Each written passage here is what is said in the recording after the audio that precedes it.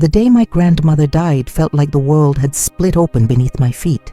I remember waking up to the sound of voices in the house, heavy voices that carried a weight I could sense even before I understood what had happened. There was a stillness in the air that morning, a kind of silence that clung to the walls and pressed down on my chest. When the words were spoken, when they finally told me she was gone, it was as if my body no longer belonged to me. My knees gave out, my breath came in shallow gasps, and my mind raced to find something solid to hold on to, but nothing remained. She was the only person who had ever truly made me feel safe, the only one who seemed to understand me without asking questions.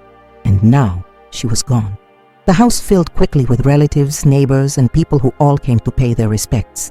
Their faces blurred together as they entered with flowers in hand, some crying loudly, others whispering softly to one another as if even their grief needed to be controlled. I sat in the corner, watching the room transform into a stage for mourning, every detail magnified in my mind. The smell of roses and lilies was so strong it made my stomach twist. The candles flickered in uneven rhythm, casting long shadows across the walls that seemed to stretch toward me like grasping hands. I remember tracing the patterns of light on the floor, just to keep myself from breaking down completely. There is something strange about death, especially when it takes someone who is more than family, someone who was your anchor. Everyone grieved for her, but for me it was different. To the others she was a beloved relative, but to me she was everything. I had grown up with her gentle hands guiding me, her voice singing softly when the nights were too heavy, her presence protecting me when the chaos inside my home felt unbearable. Losing her meant losing the only barrier I had between myself and the darkness I lived with every day. While others wept for her absence, I wept because I felt stripped bare, left completely unprotected in a world I already knew could be cruel. The atmosphere at the wake was suffocating. People spoke in hushed tones, sharing stories about her kindness, her cooking, her laughter. I could barely hear them. Every sound seemed distant, muffled, as if I were underwater. What I heard most clearly was my own heartbeat, heavy and uneven, reminding me that I was still there, even when I wished I could disappear with her. My hands shook uncontrollably, and I pressed them together in my lap, digging my nails into my skin just to feel something other than the grief that was consuming me. I remember sitting by the coffin and staring at her face. They had done their best to make her look peaceful, almost as if she were only sleeping, but I knew it was not true. The stillness in her features broke me.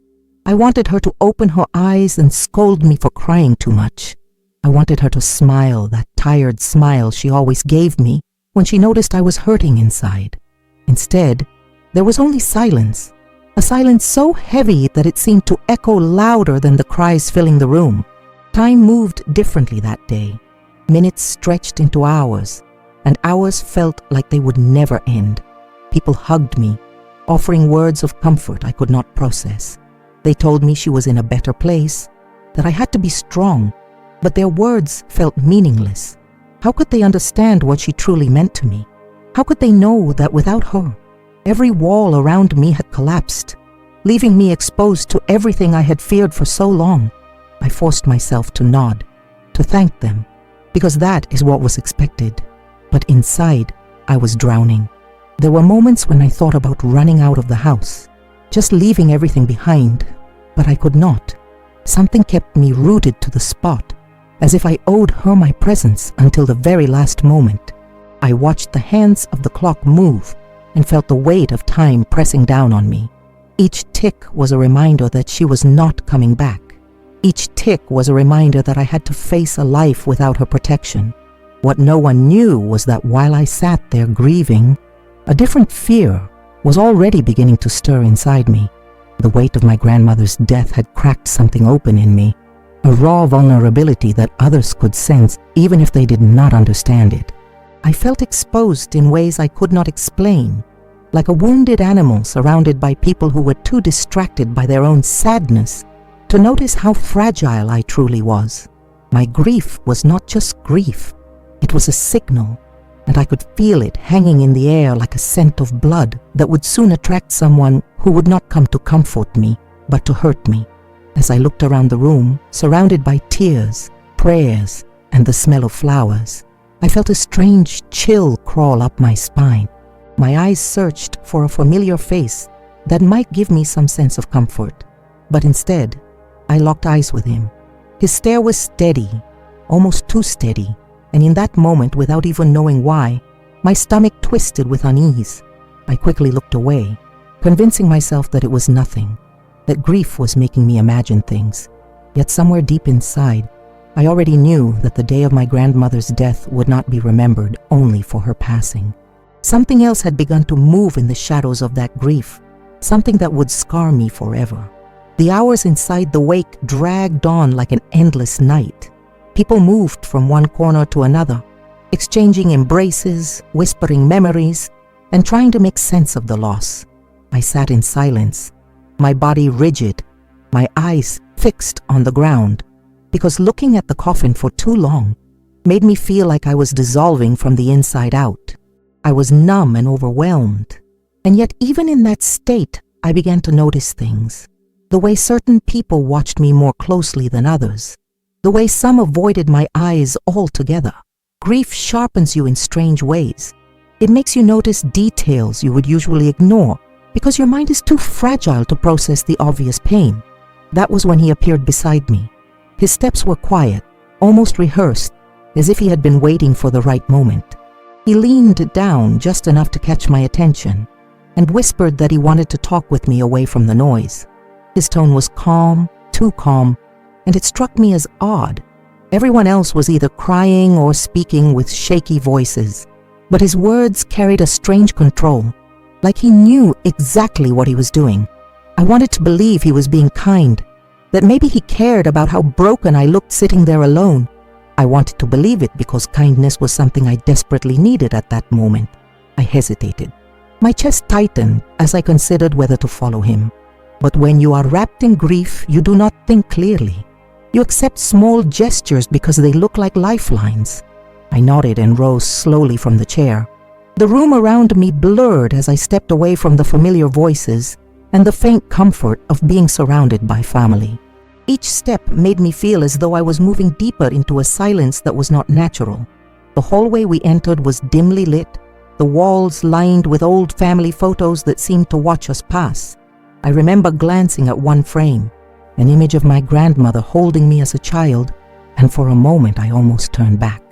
But his hand gently brushed against my shoulder, guiding me forward, and my body obeyed even though my mind screamed that something was wrong. That simple touch made my stomach twist, but I convinced myself it was nothing more than my nerves. I told myself I was just too fragile to be around people, that maybe I really did need a quiet space. When we stopped in front of the door, I noticed how far away we had gone from the sound of the others. The voices had faded into a muffled hum, leaving only the faint creak of the wooden floor beneath our steps. My breathing grew uneven, shallow. There was something in the air that felt heavier than grief. It was the weight of being singled out, of being led away when my heart was already shattered. He opened the door slowly, motioning for me to go inside first. My hands trembled, but I did as he asked. The room was small, with curtains drawn tightly over the windows, letting in only thin cracks of light that barely reached the floor. There was a chair against the wall, a dresser pushed into the corner, and a bed that looked untouched. Everything about that room felt abandoned, as though it had been chosen not for comfort, but for secrecy. The silence pressed against my ears. It was no longer the silence of mourning, but something colder, something predatory. He stepped inside after me, closing the door with a deliberate slowness that made my pulse race. I could hear the click of the lock sliding into place, a sound that cut through the air sharper than any word could.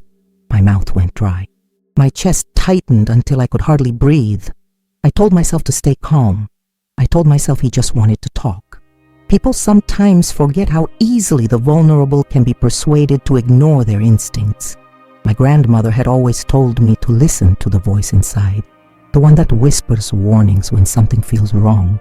But I was too lost, too desperate for any sign of support. and I silenced that voice in order to believe that he was not a threat. His eyes lingered on me longer than they should have.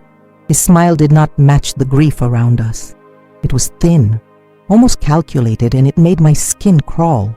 He spoke softly again, but his words no longer felt like comfort. They carried a weight I could not name. I shifted uneasily, my fingers twisting together, my body tense like a cornered animal. That is when I realized how alone I truly was. Outside those walls, people were crying for my grandmother, telling stories about her life, drowning themselves in grief. But inside that room, I was completely cut off. No one could hear me. No one even knew I had been led away. And in that isolation, the mourning that had bound us all together was replaced by a darker silence, a silence that held no compassion, only danger. Every second felt longer than the last as I stood there frozen, my back close to the wall. I could not shake the feeling that something irreversible was about to happen, that this was not just a quiet conversation away from the chaos, but the beginning of something I was not ready to face. My body understood it even before my mind did, reacting with trembling, with breath that came too fast, with a heaviness in my chest that refused to let go.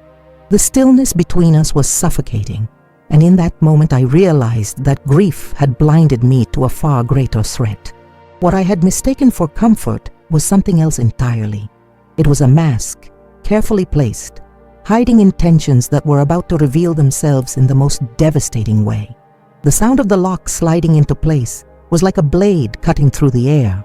It was small, almost insignificant, but in that moment it echoed louder than any voice outside the door. My heart stumbled inside my chest, and my body reacted before my mind could even understand. My hands curled into fists against my sides, and my breath came fast, shallow, and uneven. I wanted to tell myself I was safe, that I was imagining things, but every part of me knew the truth. I was trapped. He turned towards me slowly, his body blocking the only exit. His eyes were no longer pretending to be kind or sympathetic. They were fixed on me with a hunger that made my skin burn. The way he stood there, calm and composed, was more terrifying than if he had shouted. I pressed my back against the wall, trying to put as much distance between us as possible, though there was hardly any space at all. The air inside that room had changed. It was thick, heavy, and suffocating. When he moved closer, instinct took over and I tried to dart to the side, desperate to reach the door. But he was faster. His hand grabbed my arm and the force sent me stumbling. My knees hit the floor first, followed by the sting of wood against my palms. The shock of the fall left me breathless. For a brief second I thought I could scream, but the sound caught in my throat, swallowed by fear that paralyzed me completely. He loomed over me, his shadow stretching long across the floor. There was no urgency in his movements, no sign of hesitation. He acted as if he had all the time in the world, as if no one would ever come looking for me. That calmness was worse than violence. It was deliberate, planned, and it told me that he knew exactly what he was doing. I tried to crawl backward, pushing myself with shaking hands, but his foot pressed against the floor beside me, cutting off any path of escape. The floor was cold beneath me, its roughness pressing into my skin. Every detail in that room became painfully sharp. The smell of old wood and dust, the faint flicker of light slipping through the curtains, the sound of my own heartbeat pounding in my ears. My body trembled uncontrollably, not from the chill, but from the terror that swallowed me whole. I thought about my grandmother lying in her coffin just a few rooms away, and the bitter irony of it crushed me. While people outside mourned her death, I was inside this room facing a violence that no one could see. He reached down, his fingers digging into my shoulder as he forced me onto my back. My hands pushed against him, but it was like fighting against stone. His weight pressed down and stole the air from my lungs. My nails clawed at his arms, leaving red lines, but he did not flinch. My voice finally broke free in a ragged cry, but the walls swallowed it whole. No one came. No one even noticed. The terror of that moment was not only in his strength, but in my helplessness. I had always imagined that in a situation like this, I would fight with everything inside me, that I would find some hidden power to escape. But the truth was different. My body froze, my strength crumbled, and I felt myself slipping into a state of shock where nothing made sense anymore. It was as if my mind split in two. One part screamed at me to resist, while the other drifted far away, searching for a place where none of this was happening. Every second dragged like an eternity. I remember staring at the ceiling, at the cracks in the plaster, focusing on them just to avoid looking at him. The ceiling became my anchor, something ordinary to hold on to while my body was being broken. The pain was sharp, tearing, but the shame was worse. Shame that I could not stop him. Shame that my voice did not carry far enough.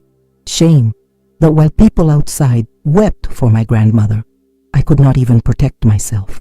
I thought of her in that moment. I thought of the way she used to hold my face in her hands and tell me I was stronger than I believed. I tried to cling to those memories as if they could shield me, but memories cannot stop hands that grip you too tightly, and they cannot unlock doors that have been sealed shut. Time no longer made sense. I do not know how long I lay there on that floor, pinned and powerless. Minutes or hours, it all blended into a single nightmare. What I do remember is the sound of his breathing, steady and controlled, while mine was ragged and desperate. That contrast carved itself into me. To him it was an act of power, something he executed with precision. To me it was the end of innocence, the collapse of everything I thought I knew about safety. When it was finally over, my body ached with a heaviness I had never known.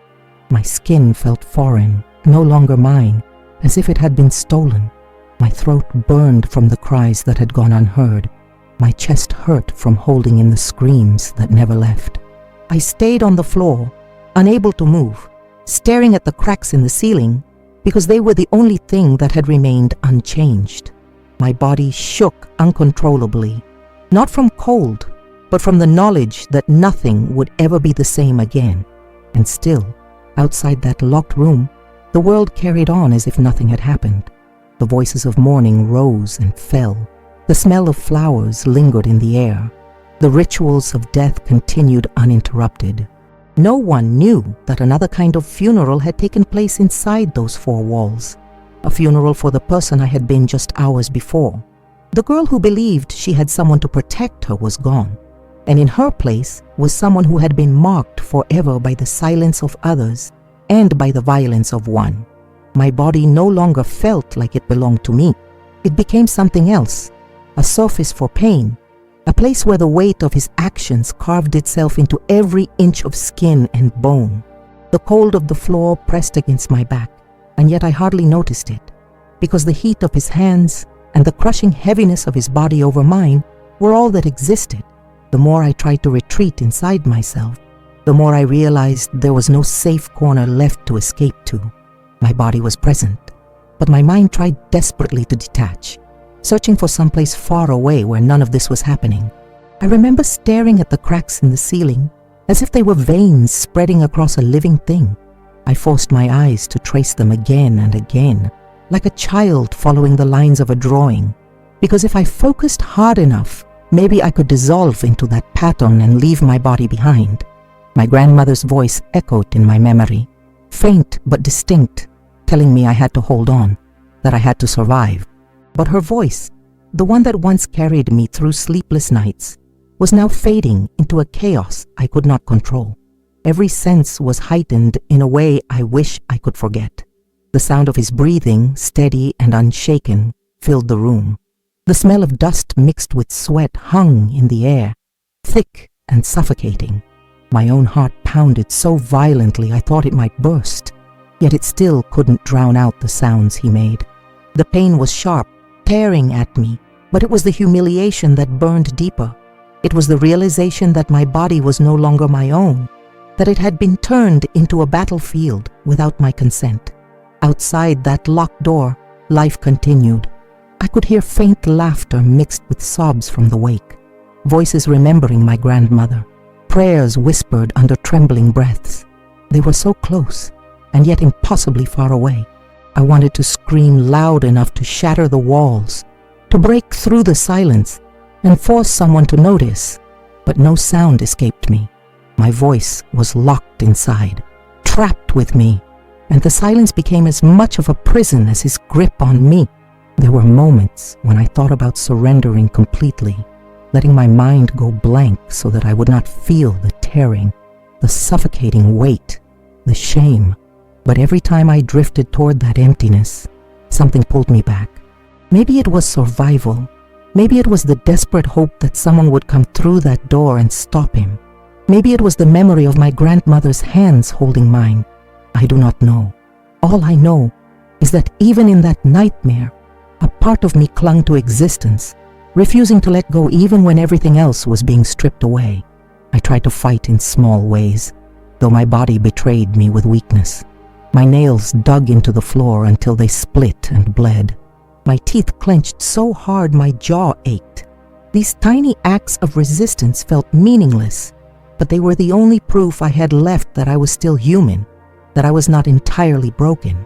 Pain became a strange kind of ally, reminding me that I was still alive, that he had not taken absolutely everything from me, even if it felt that way. The room itself became a witness to the violence. The walls seemed to close in, the air pressed down heavier with every breath. The curtains remained drawn, refusing to let in even the faintest sliver of light. It felt as though the world outside no longer existed. There was only that space, that floor, his weight and my silence. The contrast between the funeral just beyond the walls and the cruelty inside that room was unbearable.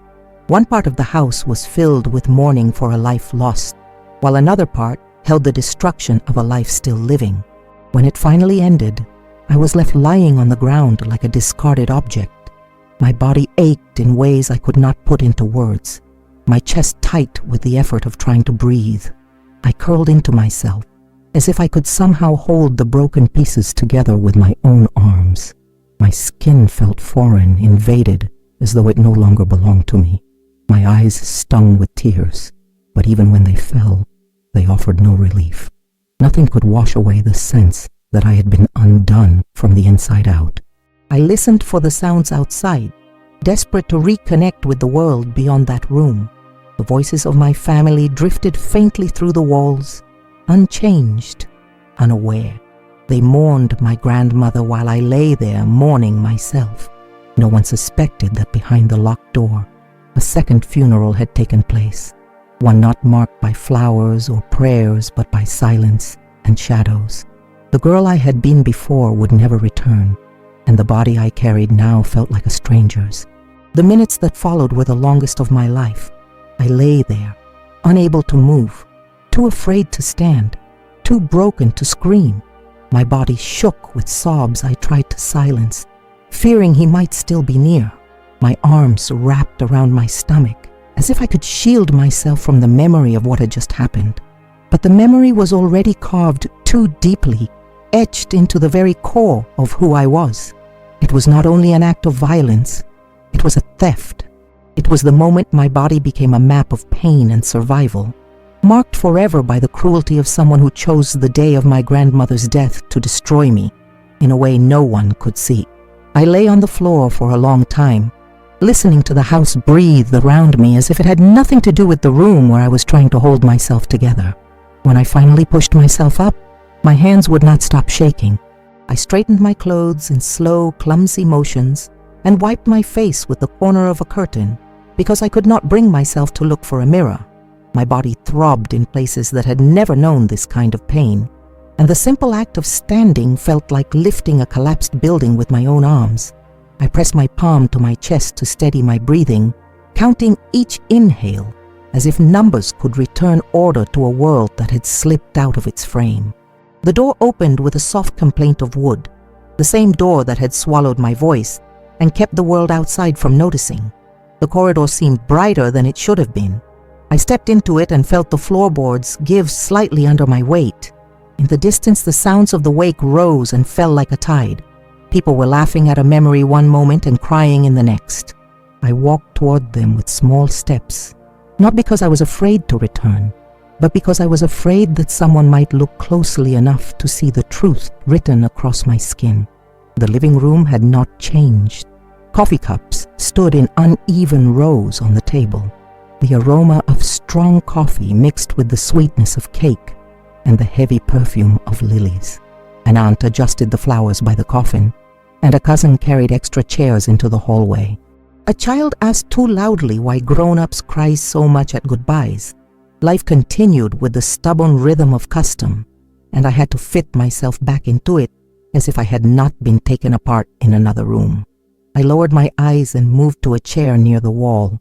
When someone asked me if I needed water, I nodded and took the glass with both hands to keep it from rattling. He was already there among them, offering help, bringing napkins, speaking with quiet authority. He kept a respectable distance from me, and that distance felt like another boundary I had not set for myself. When our eyes met for a second, he gave me a look that others would read as sympathy. Only I knew it was a warning. I learned in that instant that some people hide in plain sight because they know that kindness is the perfect camouflage. He smiled at my mother and she thanked him for being so thoughtful. The world rewarded him in real time for the image he wore like a suit. I tried to form words. My lips parted and closed again. I imagined taking my mother aside and telling her everything, but even inside my head, the confession sounded like a rupture that could not be contained. Would she believe me over him? Would she ask what I had done to cause it? Would she look at me the way people look at broken objects that can no longer be trusted to hold their shape? Silence felt safer than the risk of not being believed, and that is how silence begins to grow roots. It is not a choice made in confidence. It is a choice made in fear. Someone placed a plate in my lap and told me to eat. I stared at the food until it went cold. The fork felt heavy in my hand, and the taste of metal filled my mouth. I excused myself and went to the bathroom. I washed my hands again and again with a bar of soap that smelled of cheap lavender. The water ran clear, but I scrubbed until my skin reddened. I used my fingertips to rub away the places where his touch still burned, as if skin could forget by force. When I lifted my face, I finally looked into the mirror. The person staring back was me and not me. My eyes were too bright for a room without sunlight. My mouth looked like it had practiced being brave and failed. I returned to the wake and sat beside my grandmother.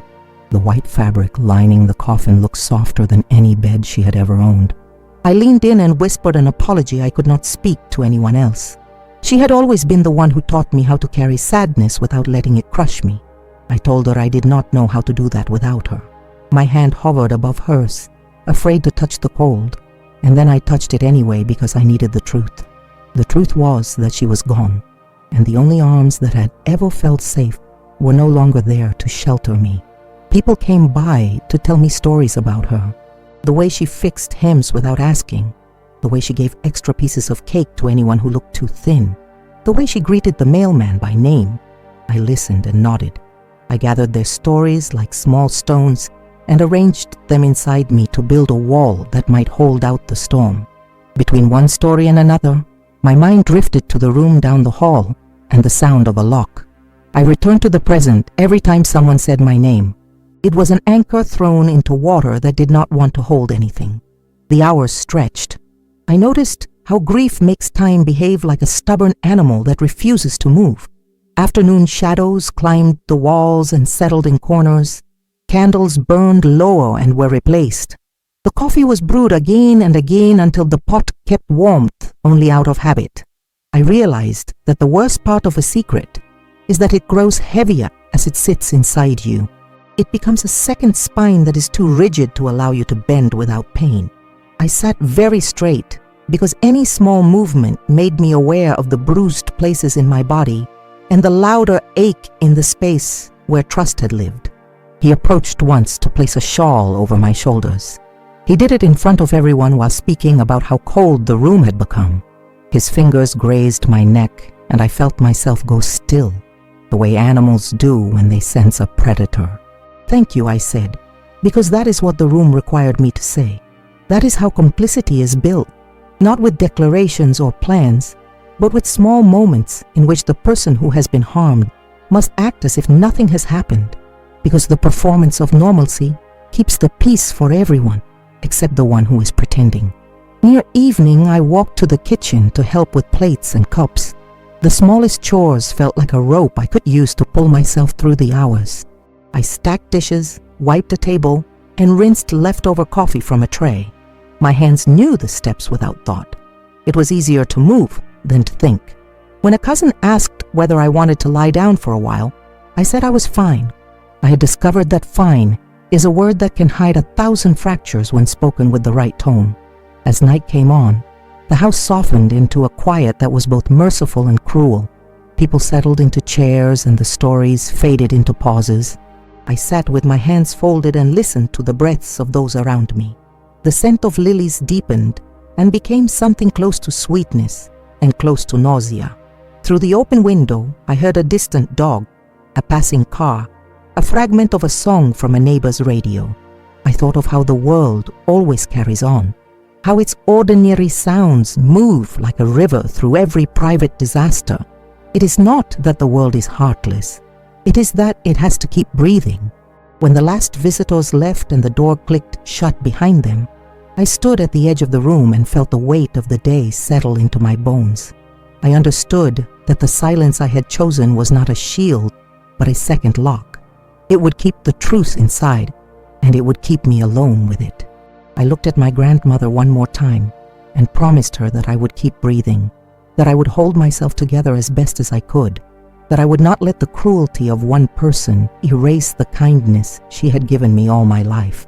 Then I pulled the shawl tighter around my shoulders and let the house grow still, knowing that for everyone else the night meant rest, while for me it meant learning the shape of a new loneliness and finding a way to survive it without a sound. The days that followed moved slowly, like thick smoke lingering in the air long after the fire had burned out. I carried my body carefully, as if each step might cause me to shatter. People came and went, bringing food, flowers, and words that were meant to comfort. I nodded politely, thanked them, and played the part of the grieving granddaughter. On the surface, I was just another person mourning the loss of a beloved grandmother. But beneath the surface, I was hiding wounds no one could see. Wounds that did not bleed openly yet consumed me with every heartbeat. I spent hours sitting in my grandmother's empty room, running my hands over the bedspread she had folded neatly before she grew too weak to stand. Her scent still lingered faintly on her pillow, a mixture of lavender soap and the peppermint candies she always carried in her pocket.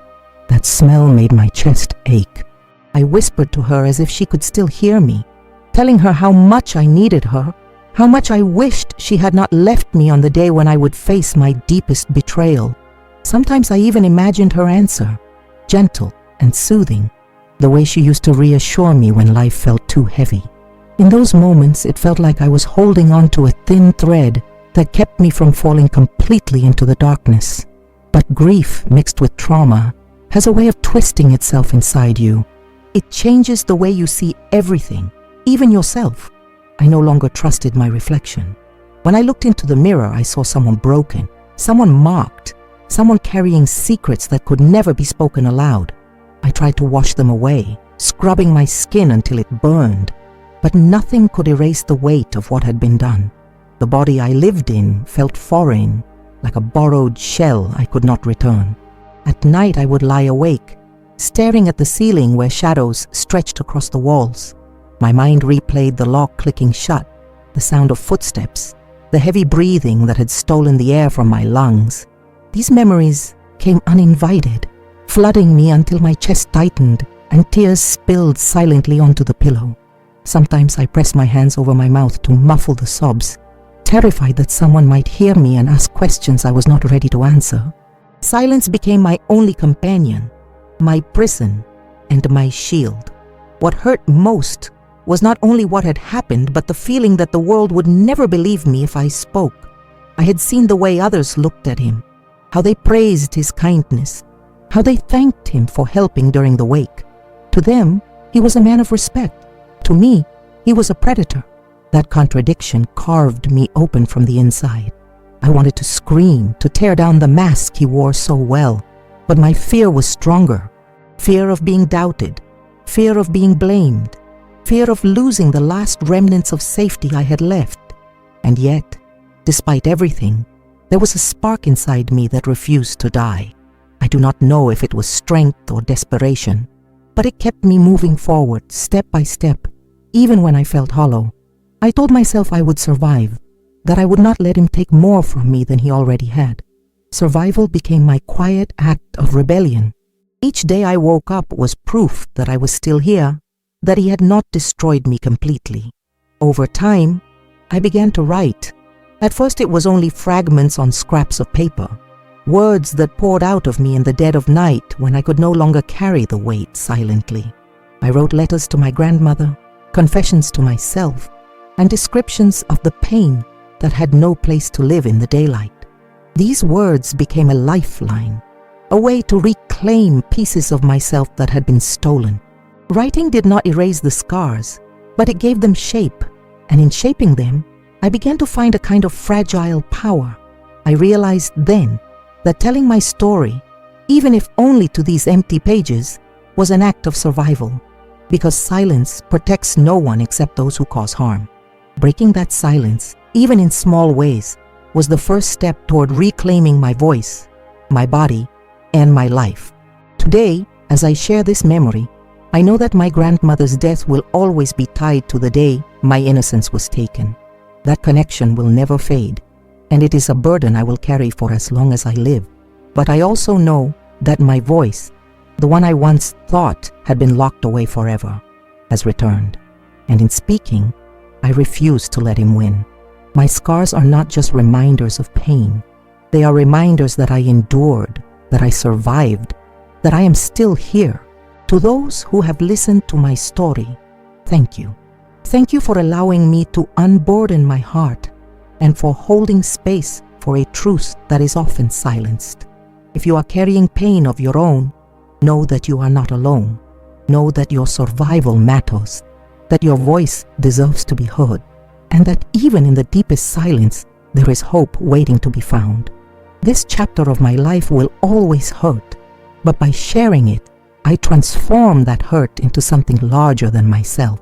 I turn it into a testimony of resilience, into a reminder that even in the face of cruelty, the human spirit can find a way to rise. If my grandmother could hear me now, I would thank her for every moment of love she gave me, for every word of comfort she spoke, for every small act of kindness that still lives inside me. She remains with me in every breath I take, guiding me toward a light even when I walk through shadows. And to you who stayed with me through this story, I ask that you carry these words with you. Let them remind you that strength is not the absence of pain, but the decision to keep moving forward in spite of it. Let them encourage you to speak, to share, to break your own silences. From my heart, thank you for listening. If you want to continue walking with me through stories of survival, healing, and truth, the next video is waiting for you on the screen. Your presence there will not only support me, it will remind you of the strength you already carry within yourself.